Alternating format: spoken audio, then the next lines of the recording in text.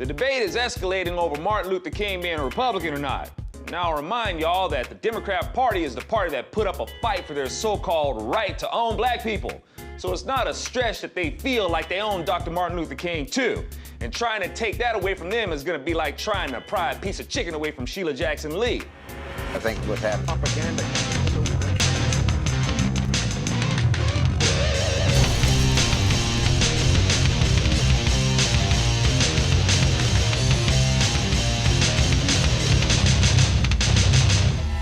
Now, unlike the Democrats, we Republicans are not trying to own MLK.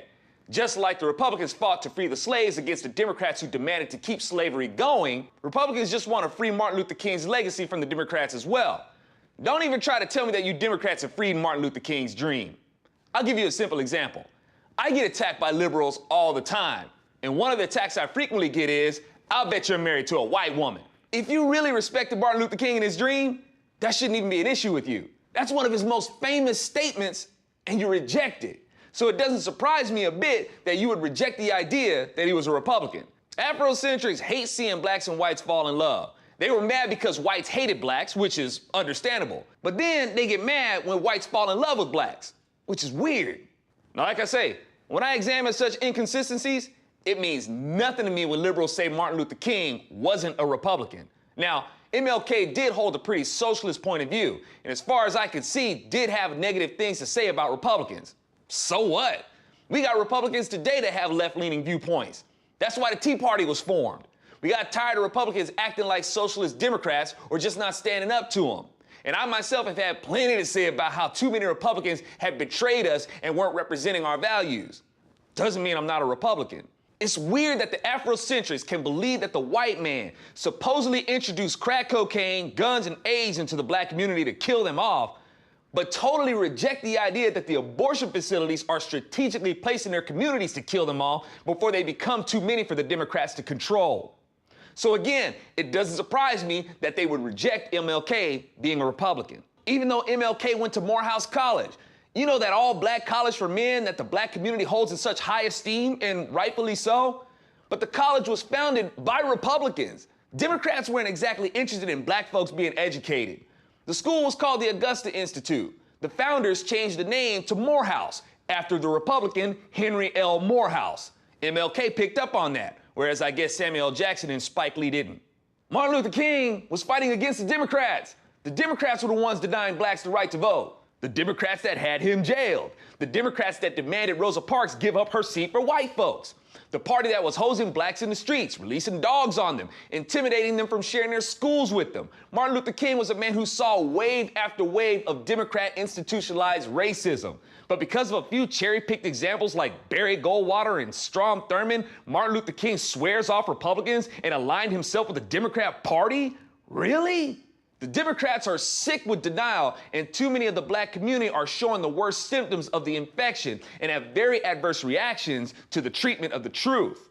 Such response to the treatment of the truth about this history would be them accusing us of living in the past, when they're the ones who can't get over it and keep bringing it up and hide behind some stupid party switch cop-out. And remember, you can't say there was a party switch without admitting Democrats were the racist party in the first place. But liberals shove them donkey hooves even deeper in their mouths when they try to back their so-called party switch point with the fact that those racist states are all red states now. That doesn't mean anything that you think it means. What it does mean is that it's proof that the Republicans beat racism. Those states are way less racist now that they're Republican-leaning states. When they were Democrat states, there was lynchings, assaults, harassment, black church bombings, cross burnings, and segregation. Don't really hear about that stuff now that those states have gone Republican red now, do you?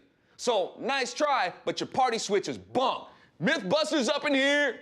The only thing you've done is prove more and more how appropriate it is that you have an ass be your party symbol. And dang, y'all do know that it was a Democrat who shot MLK, right? The black community literally lets the Democrat Party get away with murder.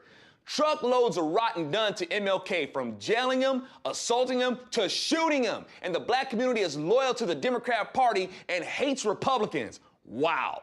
I mean, do you realize how devastating it would be to the Democrat Party for the word to get out that Martin Luther King was a Republican? The Democrats have been screwing the black community right to the black community's face. The only time the Democrats didn't screw the black community face to face was when they had their white hoods on. And despite all the blatant evil the Democrats have done and still do, Republicans are the guilty party because of, at best, some ambiguous policies?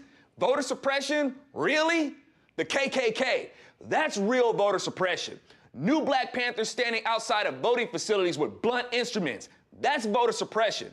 Y'all believe these cockamamie conspiracy theories about the Republican Party, yet you refuse to believe that the Democrat Party has systematically made a voter stock out of the black community and has claimed Martin Luther King and has worked to cast his party affiliation into obscurity. I'm Alfonso Rachel with ZoneNation, and as you can see, denial is an ugly thing. Speaking of denial being an ugly thing, don't deny yourself of downloading a copy of my audiobook, Weapon of Mass Destruction. If you haven't gotten yours, don't waste another day being ugly. Get your copy today and be fabulous. Mythbusters up in here.